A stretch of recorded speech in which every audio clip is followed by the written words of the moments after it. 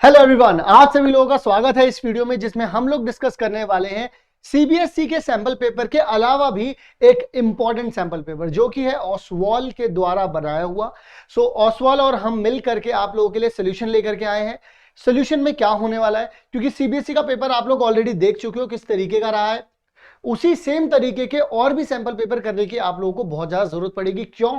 क्योंकि एक sample paper से उतना काम नहीं चलेगा, प्रैक्टिस ज्यादा करनी पड़ेगी, क्योंकि हम लोगों को पहुंचना है टॉप पर।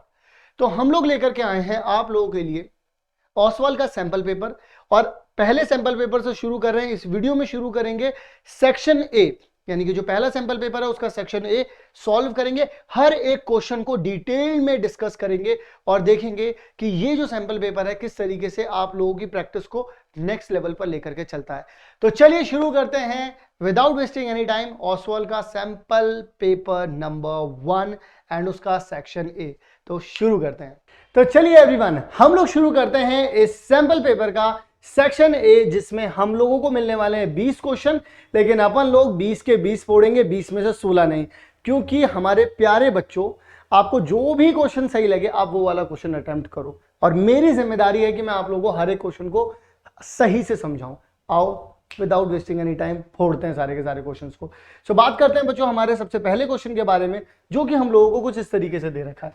कहते हैं हमसे कि आप लोगों के पास कुछ इस तरीके से है कि product of two numbers is 1900 and their LCM is 100। ठीक है, तो दो नंबर एंड एलसीएम की बात हो रही है, तो इसका मतलब तो डेफिनेटली ये बात हो गई कि यहां पर एचसीएफ भी पूछ रहा है।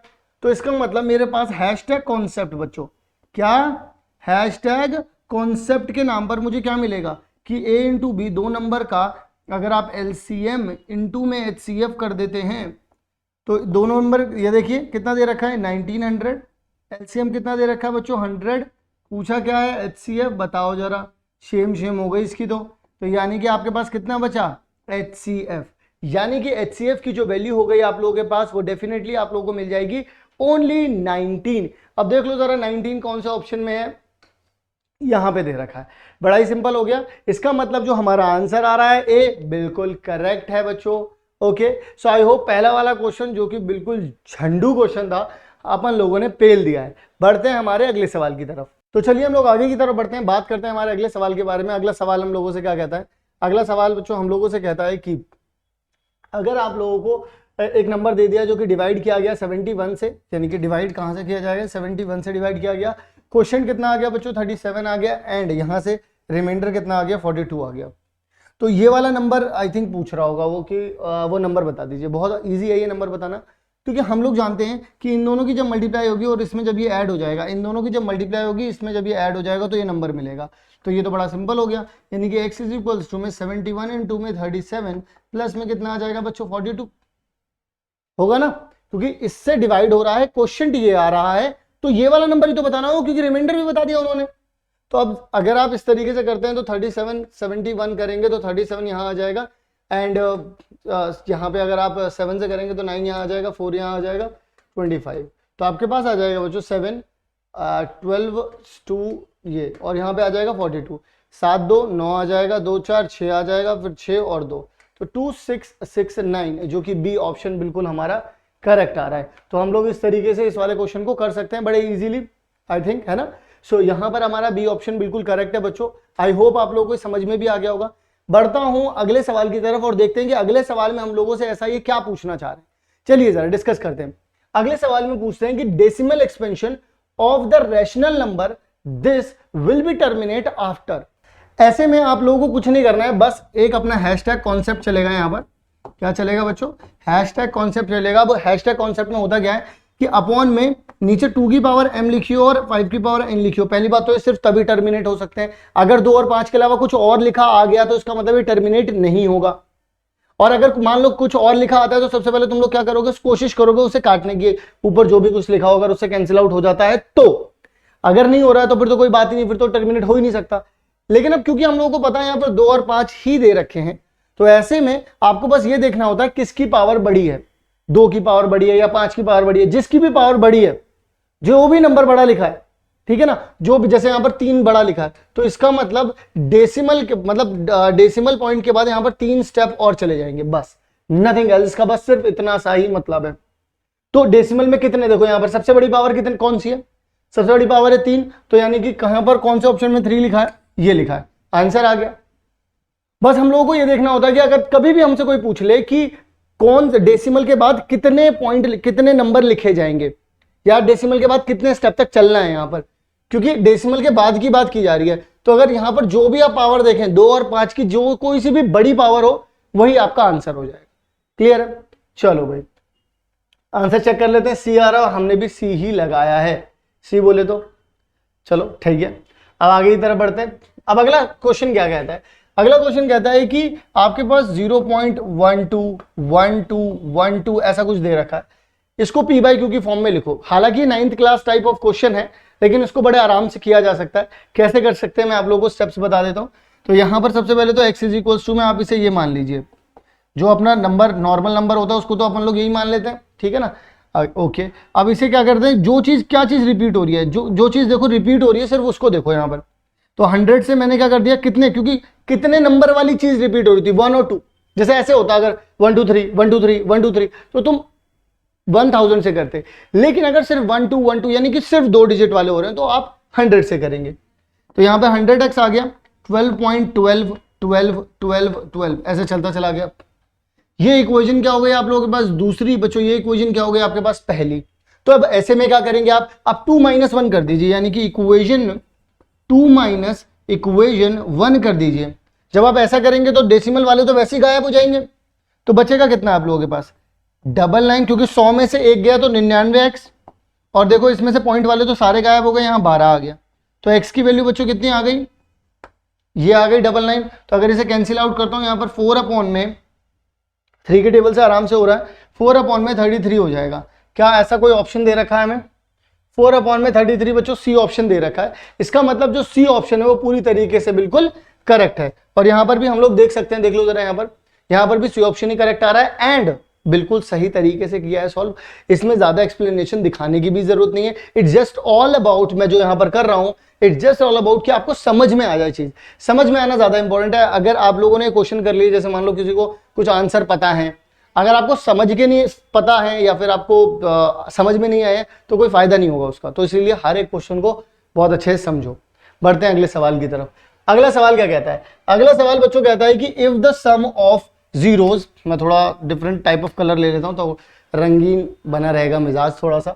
तो if the sum of zeros of the quadratic polynomial, देखिए जरा क्वाड्रेटिक पॉलिनोमियल क्या दे रखी है, 5x का स्क्वायर माइनस में px प्लस में 8 दे रखा है। कह रहे हैं इज 4, क्या बोला उन्होंने, सम ऑफ द जीरोज, यानी कि अल्फा प्लस बीटा की बात कर रहे हैं, वो कितना दे रखा है 4। एंड अगर तुम अल्फा और बीटा जैसे तुम्हारे दिमाग में आता है तो ये भी निकाल लिया करो, हालांकि अभी जरूरत नहीं है बट फिर भी सोच लिया करो कि ये तो c बाय ए होता है और ये कितना होता है माइनस का b बाय ए होता है। कोई दिक्कत है यहां तक, बस कॉन्सेप्ट रिवाइज हो जाएगा एक बार लिख लोगे तो, ठीक है ना। ओके क्या पूछना है, k की वैल्यू बता दो, k की वैल्यू बता देंगे, बड़े आराम से बताएंगे। एक बात बताओ, यहां पर तुम्हें पता है यहां पर a कितना है 5 है, b कितना है बच्चों माइनस का p है, एंड c कितना है बच्चों यहाँ पर 8 है। अब सम ऑफ रूट तुम्हें दे कितना रखा है 4 दे रखा है, होता कितना है माइनस का b, यानी कि माइनस का यहाँ पे p आ जाएगा b, क्योंकि b की एक्चुअल वैल्यू तो माइनस p है। यहाँ पे आ जाएगा बच्चों a, माइनस का b बाय होता है, माइनस माइनस क्या हो जाएगा प्लस, तो अगर माइनस माइनस प्लस हो गया तो क्या लिख सकते हो p बाय a कितना है बच्चों यहाँ पर 5, एक्चुअल में वैल्यू कितनी आ गई यहाँ पे 4, ये चीज यहाँ पर गई तो p की वैल्यू बच्चों कितनी हो जाएगी यहाँ पर 20 हो जाएगी आप लोगों के पास। यानी कि p की जो वैल्यू आ रही है वो कितनी आ रही है 20 आ रही है, और एक्चुअल में k नहीं, एक्चुअल में ये p पूछ रहा है। ये थोड़ी सी टाइपिंग मिस्टेक हो गई है, आप समझ सकते हैं, आपसदारी की बात है, ये बात बाहर ना जाए, ठीक है। तो इसका मतलब अपना जो आंसर आ रहा है बच्चों कितना हो गया, p की वैल्यू कितनी आ गई अपने पास 20 आ गई। Is it clear to you, I hope clear हो चुका होगा। आंसर भी मैच कर लेते हैं एक बार, b आंसर आ रहा है और यहाँ पर b ही 20 दे रखा है। ओके बच्चों, तो चलिए जरा बढ़ते हैं हमारे अगले सवाल की तरफ। अगला सवाल क्या कहता है कि if the polynomial of px, जरा देखिएगा यहाँ पर पॉलिनोमियल क्या दे रखा है हम लोगों को, px दे रखा है, और लिख देता हूं मैं यहाँ पर x का क्यूब माइनस में 3x का स्क्वायर प्लस में x प्लस में 1। कह रहे हैं then find the value of p minus 3, यानी कि अगर ये px इतना दे रखा है, वो बहुत बड़ी चीज करने को नहीं कह रहा बच्चों, पढ़ाई ऐसे कह रहा प्यार से कर दो, चुन्नू मुन्नू सा क्वेश्चन है, प्यार से हो जाएगा। जरा देखो ध्यान से, जब यहाँ पर x लिखा था तो हर जगह पर x ही लिखा था, लेकिन अब वो तुमसे बोल रहा है p माइनस 3 बता दो ना, तो तो मैंने बोला देखो यहाँ पर, तो -3 का अगर मैं यहाँ पर क्यूब निकाल दूंगा तो -3 एक्स 3 का स्क्वायर प्लस में -3 + 1। तो अगर मैं -3 का क्यूब करूंगा बच्चों तो माइनस का 27 आ जाएगा। अगर मैं -3 का स्क्वायर करूंगा तो प्लस का 9 आएगा, लेकिन 9 की मल्टीप्लाई जब -3 से होगी तो माइनस का 27 आ जाएगा। -3 मैंने यहाँ पे लिख दिया, +1 कर दिया, ये तो माइनस का 54 हो जाएगा। 3 और जोड़ दो उसमें तो कितना आ जाएगा, माइनस का 57 प्लस में 1, इन दोनों को जोड़ दिया तो कितना आ जाएगा, माइनस का 56। तो इसका मतलब आपके पास जो फाइनल आंसर आएगा वो आएगा माइनस का 56। अब क्या ये कहीं ऑप्शन में दे रखा है, बिल्कुल दे रखा है, बी ऑप्शन। अब जरा चेक कर लेते हैं कि हमारा आंसर सही है नहीं है। अरे वाह, हमारा तो आंसर सही है, क्योंकि हमारे साथ आप हैं और आपके साथ हम हैं। तो चलिए जरा बढ़ते हैं आगे की तरफ, देखते हैं हमारा अगला क्वेश्चन क्या बोलता है। सारे क्वेश्चंस की बोलती बंद कर देंगे, गर्दा उठा देंगे, गर्दा। जरा देखो यहाँ पर तुमसे क्या कह रहे हैं, यहाँ पर तुमसे कह रहे हैं कि एक इक्वेशन दे रखी है कि 2x का क्यूब प्लस में x का स्क्वायर माइनस में 13x प्लस में 6, और तुमसे पूछा ये है। लेकिन बच्चों मैं तुम्हें हैशटैग कॉन्सेप्ट के नाम पर यहाँ पर कुछ चीज़ें और भी क्लियर कर देता हूँ। कुछ बच्चे ऐसे होंगे जो इस पेपर को कर रहे होंगे, उनके दिमाग में ये वाली चीज़ चलो मान लो आ गई, लेकिन मैं बाकी सबको भी बता देता हूँ। कुछ इस तरीके से चीज़ें चलती हैं, alpha into beta, beta into gamma, alpha into gamma, alpha into beta into gamma. इन सब की वैल्यूज़ बच्चों अलग अलग आती हैं। ये आती है -b/a, आती है c/a, ये -d/a। ठीक है, तो ये तीनों के तीनों फॉर्मूले एक तरीके से बस मैंने आप लोगों को रिवाइज करवा दिए, क्योंकि it's all about what is actually meaning of doing sample paper, कि हम सारी चीजें रिवाइज कर रहे हैं। तो मैं आप लोगों को यहाँ पर बस रिवाइज करवा रहा हूँ वो सारी चीजें। सो अगर एक्चुअल में यहाँ पर हम लोग देखें बच्चों, मुझे alpha into beta into gamma चाहिए, तो देखिए जरा यहाँ पर ये चीज अपने पास a है, ये चीज इसके साथ 1 लिखा हुआ है, ठीक है ना, ये चीज अपने पास b है, ये चीज अपने पास c है, एंड ये चीज अपने पास d है। अपन को चाहिए क्या, -d। तो d कितना है अपने पास 6 है, अपॉन में a कितना है अपने पास 2 है, कैंसिल आउट करेंगे तो बच्चों कितना आ जाएगा, -3 आ जाएगा। सो अपने पास -3 कहीं दे रखा है, बिल्कुल दे रखा है बच्चों। तो C option is the correct answer for us. तो यानी कि सी ऑप्शन बिल्कुल अपने तरफ से आ चुका है आंसर। आई होप किसी भी तरीके की कोई भी दिक्कत परेशानी नहीं रही होगी अब आप लोगों को। चलिए जरा देख लेते हैं आंसर, चेक और कर लेते हैं। सी आ रहा है बच्चों आंसर, ठीक है जी। चलिए अगले सवाल की तरफ चलते हैं। अगले सवाल में कहते हैं कि distance between the point this and this. अब ओरिजिन को सभी लोग जानते हैं, ठीक है, ये 0 0 होता है, ऐसे मुस्कुराते हुए उल्लू की तरह दिख रहा है यहाँ पर। लेकिन अब मेरी एक बात सुनो, अगर तुम्हारे पास ये 0 0 दे रखा है और तुम्हें डिस्टेंस निकालना है यहाँ से यहाँ तक, कहाँ तक का, -4 3 तक का, तो फॉर्मूला तो डिस्टेंस का सेम ही लगेगा ना। क्या हो जाएगा, x2 - x1 का होल स्क्वायर बच्चों, प्लस में y2 - y1 का होल स्क्वायर। ओके, तो जरा डिफरेंस जरा निकाल लो। अरे भाई -4 और इसमें से क्या डिफरेंस निकाल पाओगे, डायरेक्टली -4 का स्क्वायर आएगा और 3 का स्क्वायर आएगा। क्यों आएगा, और हमेशा ध्यान रखना कभी भी किसी भी पॉइंट, जैसे कोई ए बी पॉइंट है, इसका डिस्टेंस कभी भी तुम 0 से निकाल रहे हो, कुछ मत करना, जो आंसर आएगा वो a का स्क्वायर प्लस b का स्क्वायर आएगा। सिंपल बात हो गई। अब ये चाहे प्लस माइनस लिखो कुछ फर्क नहीं पड़ता। क्यों, क्योंकि डिफरेंस निकालोगे, डिफरेंस उतना ही रहना है। किसी भी चीज में से 0 माइनस करोगे तो कुछ माइनस थोड़ी ना हो जाएगा, है ना। तो डेफिनेटली यही आंसर आना है। कितना आ जाएगा, 16 + 9 बच्चों, तो अंडर रूट में 25, और 25 का रूट कितना होता है, सारी दुनिया जानती है, 5 यूनिट लिखना, क्योंकि ये डिस्टेंस है। तो 5 यूनिट कहाँ पर है, सी ऑप्शन है बच्चों, बिल्कुल पूरी तरीके से। तो जरा चेक कर लेते हैं, सी ऑप्शन पूरी तरीके से सही है बच्चों। चलिए जरा बढ़ते हैं आगे की तरफ, देखते हैं हमारा अगला सवाल। अगला सवाल कहता है कि एक पॉइंट है a/3, 5, ये पॉइंट है mid point of the line segment. ये एक लाइन सेगमेंट दे रखी है, ठीक है। लाइन सेगमेंट बना देता हूं मैं पहले यहाँ पर, कि यहाँ पर देखिए जरा पॉइंट है, एक पॉइंट है a जो कि -7 और 3 दे रखा है। एक और पॉइंट है भाई लोग, ठीक है, वो क्या दे रखा है, -3 और 7 दे रखा है।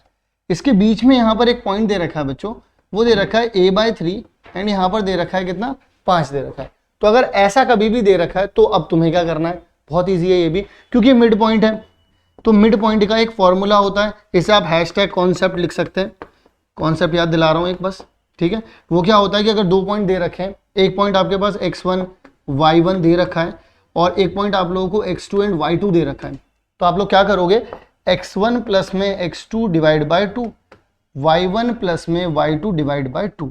सिंपल है ना, झंड हो गई क्वेश्चन की। अब जरा देखो यहाँ पर, तो इसका मतलब अगर मैं -7 प्लस में -3 कर दूं और डिवाइड बाय 3 कर दूं, या फिर मैं 3 और 7 को जोड़ दूं डिवाइड बाय 2 कर दूं, इन दोनों को जोड़ूंगा तो देखो माइनस माइनस प्लस माइनस तो माइनस ही रहेगा, यानी कि -10/2 यानी कितना आ जाएगा -5, यहां से कितना आ जाएगा +5। तो +5 y वाला कोऑर्डिनेट तो दे ही रखा है बच्चों, लड़ाई तो यहां पर है।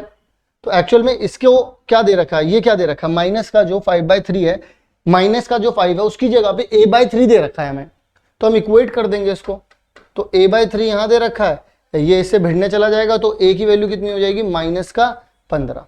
तो आपके पास जो a की सत्य वैल्यू आ रही है वो कितनी आ रही है -15। तो क्या ऐसा कुछ हमें दे रखा है, बिल्कुल दे रखा है हमें ऐसा कुछ, b की वैल्यू कितनी आ रही है -15। अब इसे सॉल्व करने में मुझे नहीं लगता कि ज्यादा दिक्कत होगी आप लोगों को, क्योंकि यहां पर एक ही कॉन्सेप्ट लगा था।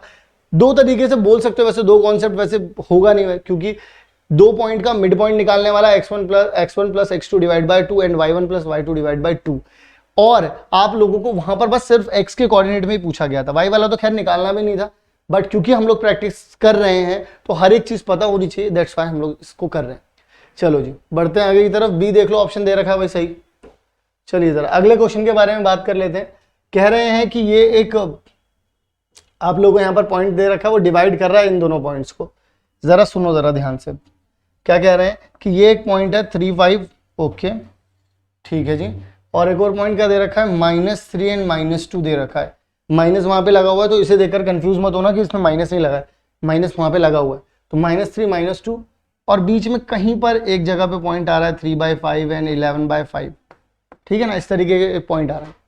तुमसे पूछ रहे हैं कि रेशो बता दो।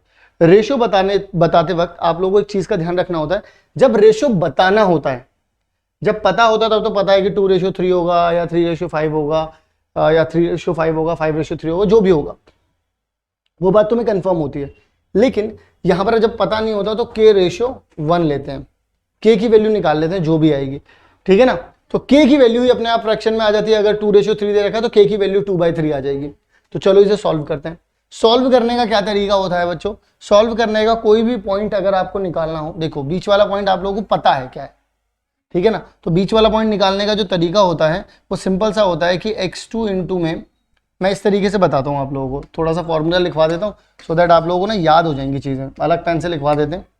तो यहाँ पे ज़रा देखिएगा, अगर ये मान लीजिए ये xy होता, ये पॉइंट होता x1, ये पॉइंट होता y1, ये पॉइंट होता x2, ये पॉइंट होता y2, ये होता m और ये होता n। तो इसमें ऐसे में क्या करते हैं आप, x की वैल्यू को आप लोग बोलते हैं, इसकी मल्टीप्लाई बच्चों इसमें हो जाती है, यानी कि m x2 प्लस में n x1 अपॉन में m प्लस n। क्लियर है, दो जो रेशो दे रखे हैं उनका सम करके लिख देते हैं यहाँ पर, और इधर वाले की मल्टीप्लाई इधर और इधर वाले की मल्टीप्लाई इधर। देखो k की मल्टीप्लाई x2 में की है, यानी m दे रखा है तो m की मल्टीप्लाई x2 में की है और n की मल्टीप्लाई x1 में की है। सिमिलरली बच्चों y इज इक्वल्स टू में क्या लिखते हैं, m y2 प्लस में n y1 अपॉन में m प्लस n, बस सिंपल। ओके चलो बढ़ते हैं आगे की तरफ, बात करते हैं अब x और y, ये तो अपन को पता है, तो इसकी जगह पे मैं क्या लिख सकता हूँ, देखो x की जगह पे डायरेक्टली क्या लिख सकता हूँ, 3/5 लिख सकता हूँ बच्चों। ओके m की जगह पे बच्चों कितना लिखूंगा, k लिखूंगा, x2 की जगह पे कितना लिखूंगा, -3 लिखूंगा, n की जगह पे कितना लिखूंगा, 1 लिखूंगा, और x1 की जगह पे कितना लिखूंगा बच्चों, 3 लिखूंगा। ओके डिवाइड बाय k+1 कर दूंगा, बस यहीं से वैल्यू निकल जाएगी, कुछ नहीं करना। बस ये जो तुम्हारा हैशटैग कॉन्सेप्ट है, तुम्हें बस इतना ही पता चलना था, और इसके अलावा कुछ और पता चल भी गया तो कुछ उखड़ना नहीं उससे, ठीक है ना। अब जरा देखो ये चीज यहाँ गई तो कितना हो जाएगा, 3 की मल्टीप्लाई, ये तो दोनों के साथ झूमेगा नाचेगा, तो यानी कि 3k प्लस में 3 आ गया, 5 जाके सब में भिड़ जाएगा, ये तो माइनस का 3k है तो माइनस का 15k हो जाएगा, 5 इसमें जाकर के भिड़ेगा तो कितना आ जाएगा, 15 बना देगा, कोई दिक्कत नहीं है। अब ये माइनस का 15 था, अब ये यहाँ पर आ जाएगा तो ये पॉजिटिव हो जाएगा, यानी कि 3 पहले से यहाँ पे था, 15 और आ जाएगा तो 18k हो गया, 3 वहां लुढ़क गया तो 15 में से 3 गए, कितने बचे, 12 बचे, यानी k इज इक्वल्स टू में कितना आ जाएगा, 12/18। रेशियो कैंसिल आउट किया तो 2/3, यानी कि आपके पास एक्चुअल में वैल्यू कितनी आ गई, क्योंकि k की वैल्यू ही इतनी आ रही है। अब देखो दे क्या रखा था आपको, k/1 था, देखो मैंने क्या लिया था, k/1 लिया था। अब k की वैल्यू ही अगर अपॉन में आ रही है, अब भाई अगर आप 2/3 अपॉन में 1 लिखोगे तो एक्चुअल में रेशियो तो 2/3 आ गया, यानी कि 2:3 3 आ गया बच्चों।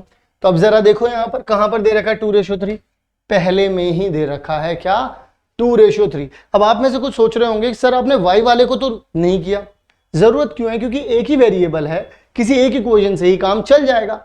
अगर मान लो यहाँ पर 2 वेरिएबल होते तो मुझे दूसरी इक्वेशन भी लगानी पड़ती, बट यहाँ पर लगाने की जरूरत नहीं है।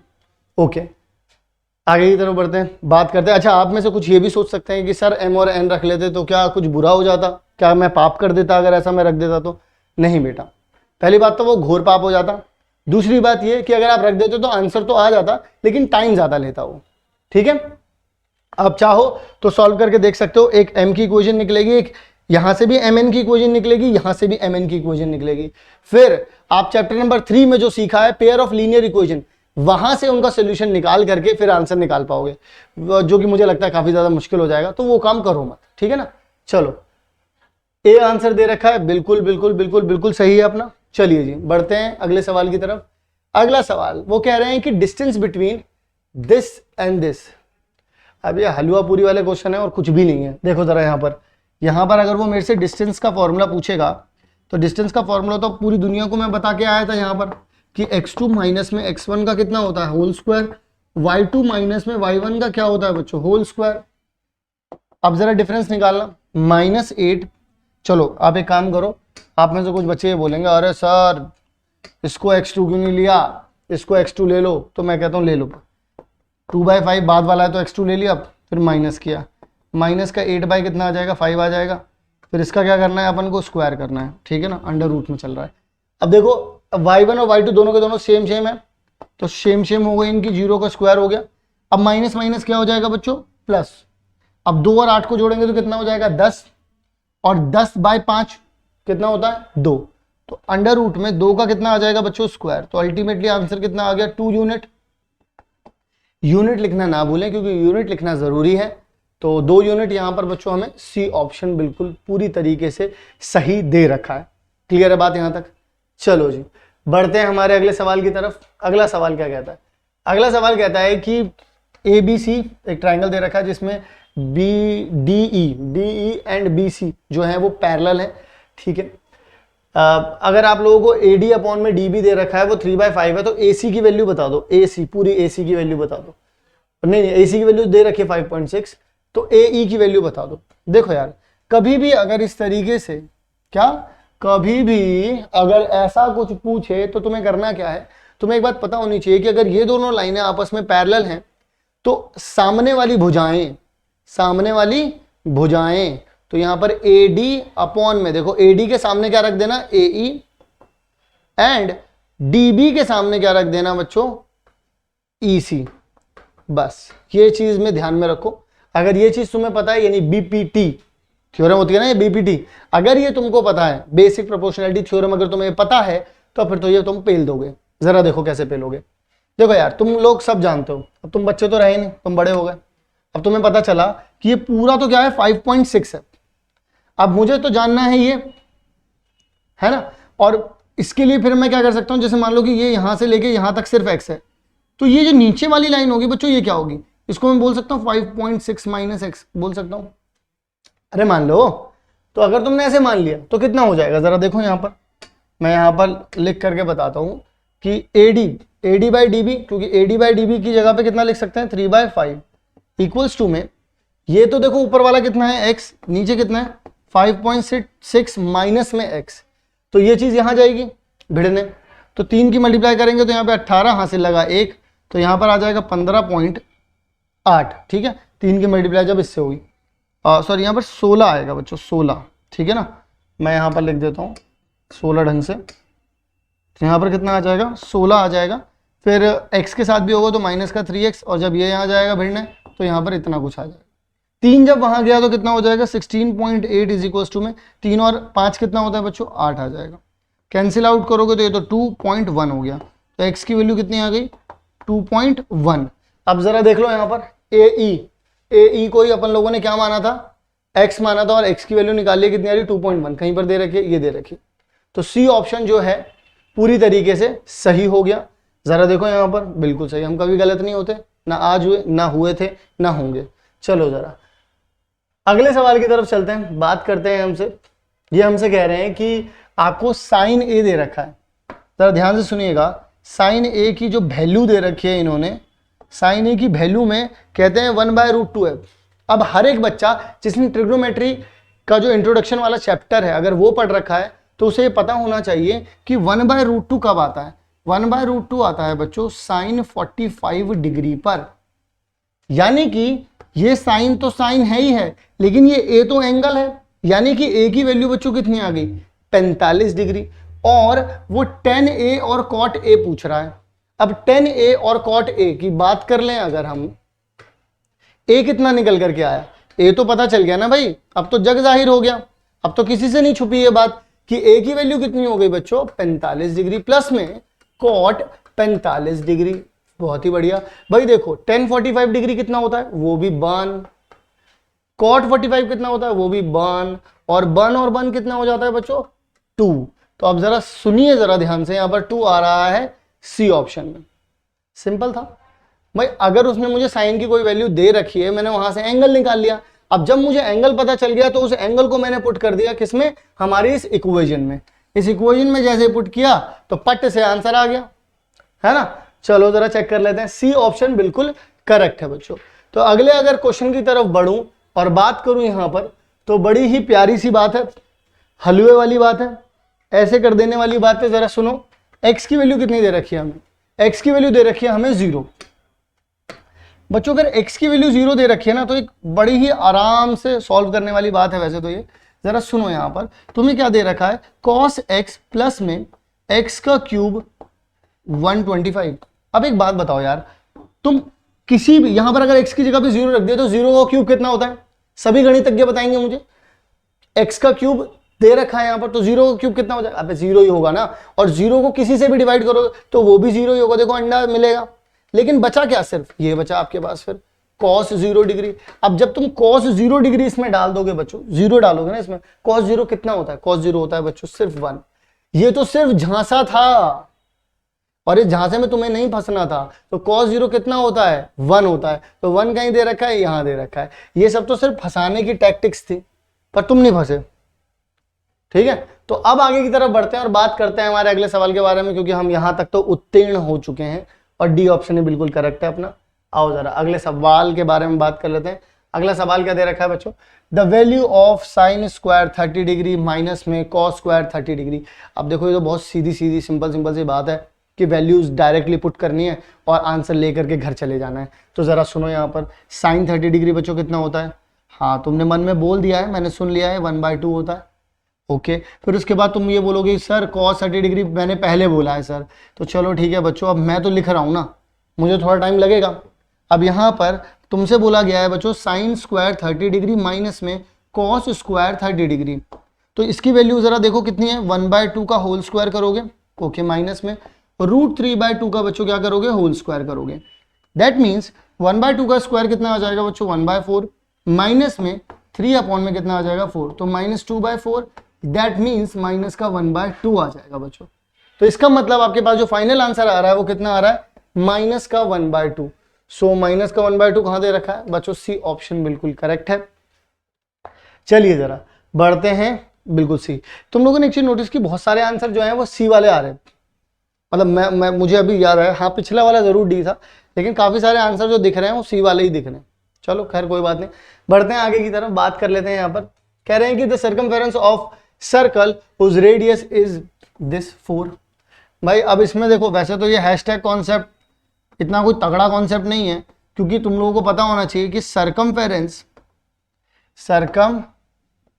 अब तुम सोच रहे हो सर ऊपर स्पेलिंग देख रहे थे, बिल्कुल सही सोच रहे हो तुम लोग, मैं स्पेलिंग ही देख रहा था। तो 2 × 2 में अब स्पेलिंग गलत लिख दूंगा तो तुम कमेंट में लिख दोगे कि अरे सर वो आपने सर्कमफेरेंस की स्पेलिंग गलत लिख दी, पता है ना मुझे। तो 3.14, अब आर की वैल्यू बताओ कितनी है, आर की वैल्यू है 4, तो ये दोनों भिड़ गए तो 8 बना दिया, तो 3.14 × में 8, 8 चौक 32 का 2, यहाँ 3 लग गया, ठीक है। 8 एकम 8, 11 यहाँ से लगा 1, 8 3 24, तो 25, तो कितना आ जाएगा बच्चों 25.12। कहीं दे रखा है, बिल्कुल दे रखा है, बी ऑप्शन दे रखा है बच्चों। जैसे ही मैंने ये बोला कि सी वाले ही आंसर आ रहे हैं, उससे पहले भी डी आया और उसके बाद अब बी आ गया। चलो जरा, तो बी ऑप्शन बिल्कुल करेक्ट है और यही आपका आंसर है। ठीक है, चलिए जरा बात करते हैं हमारे अगले सवाल के बारे में। अगला सवाल क्या कहता है, बहुत सारा कुछ लिखा हुआ है इसमें। कहते हैं कि Aarti had bought a circular pot, ठीक है, where in area of cross section is mentioned this, she wanted to calculate the radius of circle and observed. फालतू में, अबे जब खरीद लिया तो चुपचाप यूज कर लो ना उसका। तुम्हें अब उसमें रेडियस निकालना है, मतलब खाली बैठे हैं, कुछ ना कुछ करना ही करना है। अब निकालना है तो निकाल दो, उनका क्या प्रॉब्लम है, कर देते हैं जरा। अब देखो यार, अगर यहाँ पे बात की जाए एरिया के बारे में, तो अब तो ये दुनिया के सामने जाहिर है कि एरिया कितना होता है सर्कल का, पाई आर स्क्वायर होता है, क्योंकि सर्कल का एरिया बोला, क्रॉस सेक्शन एरिया है, सर्कुलर है वो। तो जब यहाँ पर बात हो रही है इसकी, तो पाई की जगह पे 22/7 रख देते हैं। अब आर तो दुनिया ना पता ही नहीं अब आप लोगों को आर की वैल्यू क्या है, अभी ये पब्लिक नहीं किया गया है, ये अब हम पब्लिक करेंगे। पूछा कितना है, 38.5 बोला है इन्होंने, 38.5 बोला है। ठीक है, कोई दिक्कत नहीं है।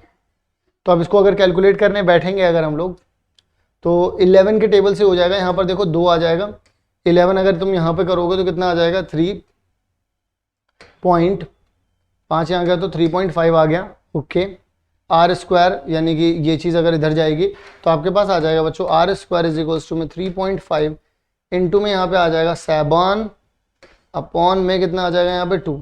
ओके, 7 को बच्चों क्या लिख सकते हैं हम लोग, यहाँ पर 7 को लिख सकते हैं 3.5, देखो 3.5 पहले से लिखा था, 7 को लिख सकते हैं 3.5 इंटू में 2, और देखो डिवाइड में कितना चल रहा है 2, 2 से 2 उड़ गया।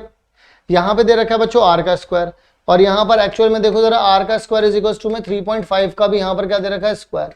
तो आर की वैल्यू स्क्वायर से स्क्वायर घास चरने गया, तो यानी कि आर की वैल्यू बच्चों कितनी आ रही है, 3.5।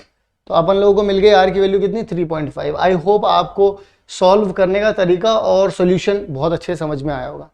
चलो जी, रुकना नहीं है, पढ़ते पढ़ते पढ़ते, ये आंसर है, बिल्कुल सही है। चलो जी, अगला सवाल क्या है, if a piece of wire 30 metre long is bend into form of arc.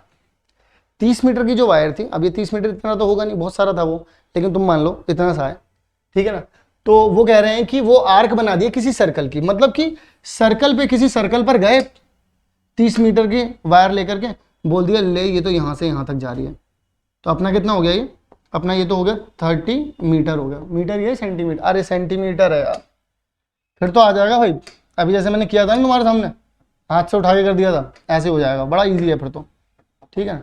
Centimetre, 30 centimetre हो गया, आर्क भी लगा दी, ठीक है। अच्छा, ये जो एंगल बन रहा है बच्चों, ये भी बता दूं मैं तुम्हें, ये 60 डिग्री बन रहा है। बोले रेडियस बता दो इसकी। आर्क लेंथ तुमको पता चल गई, ठीक है ना, ध्यान से सुनना, बड़ी प्यारी सी बात है। आर्क लेंथ तुमको पता चल गई है, तो अब अपन लोग यहाँ पर क्या कर सकते हैं, आर्क लेंथ का जो फॉर्मूला होता है वो होता है थीटा अपॉन में 360 इंटू में 2 पाई, पाई को क्या लिख सकते हैं 22/7 आर इज इक्वल्स टू में कितनी दे रखी है, ये तो 30 दे रखी है, क्योंकि आर्क लेंथ तो बच्चों 30 है, ठीक है जी। एंगल कितना दे रखा है बच्चों, 60 दे रखा है। ये अपना हैशटैग कॉन्सेप्ट हो सकता है, क्यों, क्योंकि हम लोगों ने यहाँ पे आपको फॉर्मूला बताया कि थीटा अपॉन में 360 इंटू में 2 पाई आर, ये क्या होती है, लेंथ ऑफ आर्क होती है बच्चों। ओके, चलो जी, तो यहाँ पे आकर के सारे के सारे असला बारूद रख दीजिए। तो 60 अपॉन में 360 इंटू में 2 इंटू में 22/7 इंटू में आर इज इक्वल टू में 30। इससे ये निपटा तो यहाँ 6 आ गया, इससे ये निपटा तो यहाँ 3 आ गया। कहो हाँ, हाँ सर जी। अब इसको इधर भेज दो, तो आर की वैल्यू देखो 3 इधर जाएगा तो कितना हो जाएगा 90 इंटू में कितना आ जाएगा 7। 1 मिनट, सब कुछ पाई में है बच्चों, तो इसको सिंपल पाई रहने दो, इसके साथ दुश्मनी ना निकाले कोई भी। ले, सारा का सारा निपट गया, कोई नहीं कोई नहीं कोई नहीं, जल्दी से कर देते हैं। थीटा अपॉन में 360 इंटू में 2 पाई रखना ही रखना है, आर इज इक्वल टू में 30 दे रखा है, तो 60 है, ये इस तरीके से 2 पाई आर इज इक्वल टू में 30, यहाँ पे आ गया 3, फिर उसके बाद इसको वहाँ पे जाके पटक दो, ये आ गया 2 यहाँ पर, तो रख देंगे 2 अपॉन में ले जाएंगे, इससे इधर कर सकते हैं, वैसे 2 पाई आर था ना, तो 2 पाई आर को यहाँ पे 15 लिख सकते हैं, ठीक है। यहाँ पे 3 चला जाएगा, तो ठीक है, पाई आर इज इक्वल्स टू में 15 तिया 45 हो जाएगा, डिवाइड बाय कितना आ जाएगा बच्चों 2, और यहाँ पे आ जाएगा पाई, ठीक है। और अगर मैं 2 से मल्टीप्लाई डिवाइड कर दूं तो कितना हो जाएगा? ना मल्टीप्लाई डिवाइड क्यों करना है अपन को, फालतू में अपने सरदर्दी बढ़ाने वाली बात है कि यहाँ पर आ जाएगा 6, 1 मिनट, यहाँ पे आ जाएगा 6, इसने से कैंसिल किया तो 3 आ गया, तो अल्टीमेटली ये 3 वहाँ गया तो 15 नहीं हुआ, या 30 ही था। मुझे इसको दोबारा से करके दिखाना पड़ेगा आप लोगों को, वरना प्रॉब्लम क्रिएट हो जाएगी। 60 अपॉन में 360 इंटू में 2 पाई आर, जल्दबाजी में यही होता है बच्चों। इससे इसे कैंसिल किया, 6 आ गया, इधर गया 3, 3 इधर गया तो 90, पाई इधर आ गया तो पाई इज इक्वल्स टू में कितना हो गया? आर। अब 90 पाई, 90 बाई पाई, ए ऑप्शन दे रखा है आप लोगों को, ठीक है। वो एक बार पहली बार में पूरा का पूरा रब हो गया, सारा रायता वहीं फैल गया। चलो खैर कोई बात नहीं, बढ़ते हैं अगले सवाल की तरफ। सी ऑप्शन बिल्कुल correct, C option correct they रखा है। 1 मिनट, सी ऑप्शन करेक्ट नहीं होगा बच्चों, ए ही ऑप्शन करेक्ट होगा। यहाँ पर ये गलत हो चुके हैं, ये गलत है, यहाँ पर हम सही हैं यहाँ पर, ठीक है। चलिए जरा बात करते हैं अगले सवाल के बारे में। कह रहे हैं कि which of the following can not be the probability of an event. इससे पहले आप ये सोचें, उससे पहले मैं आप लोगों को बताना चाहूंगा कि हैशटैग कॉन्सेप्ट में आ जाओ, कुछ चीजें सोचो कि ये सबसे पहली बात तो पॉजिटिव होती है, दूसरी बात लेस देन और इक्वल टू 1 होती है। कहां से कहां तक जाती है प्रोबेबिलिटी? अगर आप बात करें तो 0 से शुरू होती है प्रोबेबिलिटी, 1 और 1 से कम तक जाती है, ठीक है। पहले दूसरी बात पॉजिटिव होती है, ठीक है, कोई दिक्कत नहीं है। अब जरा देखो, ये पॉजिटिव है, ठीक है, ये 4% है, 4% का मतलब क्या होता है बच्चों? 4 अपॉन में 100, तो देखो 1 से कम ही है, ये भी 1 से कम है, ये भी 1 से कम है। ये देखो यहाँ पर 1 पॉइंट समथिंग चला जाएगा, और 1 पॉइंट समथिंग जाने का मतलब ये क्या है? ये चोर है, पकड़ो, पीटो, पेलो, सब कर दो। तो इसका मतलब डी ऑप्शन जो है वो बिल्कुल करेक्ट है। ये एक अकेला बंदा है जो इन सभी के साथ मिलजुल कर नहीं रह रहा है। तो 9/8 इज द आंसर। ये एक ऐसी प्रोबेबिलिटी है जो कि किसी भी इवेंट की नहीं हो सकती, ठीक है ना। मैक्सिमम से मैक्सिमम 1 हो सकती है, मिनिमम से मिनिमम 0 हो सकती है, नेगेटिव नहीं हो सकती, 1 से ज्यादा नहीं हो सकती। ओके, डी ऑप्शन बिल्कुल करेक्ट है। अगले सवाल की तरफ चलते हैं। अगले सवाल में क्या कह रहे हैं? अगले सवाल में कह रहे हैं कि अ बॉक्स कंटेन्स 80 डिस्क। एक बॉक्स के अंदर 80 डिस्क है, कोई दिक्कत नहीं है, नंबर्ड है उनके ऊपर 1 से लेकर के 90 तक। 1 disc is randomly drawn. Okay, तो यहाँ पर 80 नहीं बच्चों, यहाँ पर 90 डिस्क होंगी, क्योंकि अगर 1 से लेकर के 90 तक तुम्हें नंबर लगाने हैं, तो 90 तक नंबर लगाने का मतलब क्या हो गया कि तुम्हारे पास नंबरिंग सबके ऊपर, सारी की सारी डिस्क के ऊपर नंबरिंग की होगी। तो 1 से लेकर 90 तक की बात होगी, ठीक है। If 1 disc is drawn at random from the box, मतलब तुम गए बस, तुमने डब्बे में आ रहा है ऐसे कोई भी डिस्क निकाल ली तुमने, अरे यार ये यहाँ पर है, तो बोलेंगे प्रोबेबिलिटी क्या होगी कि वो bears a prime number less than 30। तो सबसे पहले तो आपको सोचना होगा कि जब तुमने वो डिस्क निकाली तो क्या प्रोबेबिलिटी है कि वहां पर जो वो डिस्क आएगी उसमें प्राइम नंबर लिखा होगा और 30 से कम होगा। तो एक बात बताओ, 30 से कम प्राइम नंबर क्या होते हैं? 2, 3, 5, 7, 11, 13, 17, ठीक है, 19, 23, ओके, 29, 1, 2, 3, 4, 5, 6, 7, 8, 9, 10 हैं ऐसे नंबर जो प्राइम है और 30 से कम है। तो प्रोबेबिलिटी होती कितनी है? फेवरेबल बच्चों अपॉन में क्या होता है? टोटल। तो फेवरेबल अपॉन में टोटल, तुम्हारे फेवर में तो सिर्फ यही 10 नंबर होंगे, तो तुमने 10 लिख दिया। अब टोटल कितने? टोटल तो भाई 90 है वो डिस्क, है ना, तो कितना आ जाएगा? 90। कट किया तो 1/9 आ जाएगा। तो सिंपल आंसर क्या आ गया बच्चों? 1/9। 1/9 कहीं दे रखा है? नहीं दे रखा बच्चों, तो 1/9 नहीं दे रखा है आप लोगों को। सो इसका मतलब यहां पर क्वेश्चन में एक और गलती है, ये 80 ही है, ये 80 है, ये 1 to 80 दे रखा है बच्चों, ये 1 to 80 दे रखा है।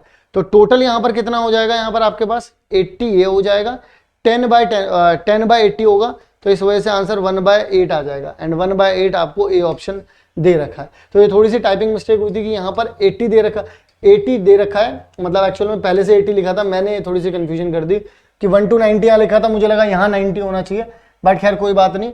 80 डिस्क हैं और 1 से लेकर के 80 तक के उसमें नंबर लिखे हुए हैं। चलिए, तो इसका मतलब यहाँ पर फेवरेबल अपॉन टोटल से अपन लोगों को यहाँ पर आंसर पता चल गया, और इसी के साथ हमारा जो सेक्शन ए था वो पूरी तरीके से खत्म हो गया है। नेक्स्ट वीडियो में हम लोग मिलेंगे और ओसवाल की तरफ से जो हमें सैंपल पेपर मिला है, जो ये पहला सैंपल पेपर सॉल्व कर रहे हैं अपन लोग, तो जो सैंपल पेपर मिला है इसका सेक्शन 1 हम लोगों ने कर लिया, सेक्शन ए कर लिया, 2 नेक्स्ट वीडियो में होगा। प्लेलिस्ट मिल जाएगी आप लोगों को डिस्क्रिप्शन में। सीबीएसई के सैंपल पेपर ऑल्सो अपलोडेड, तो जाकर के देख लो। मिलता हूं आप लोगों से नेक्स्ट वीडियो में, तब तक के लिए आप सभी लोग अपना ध्यान रखें।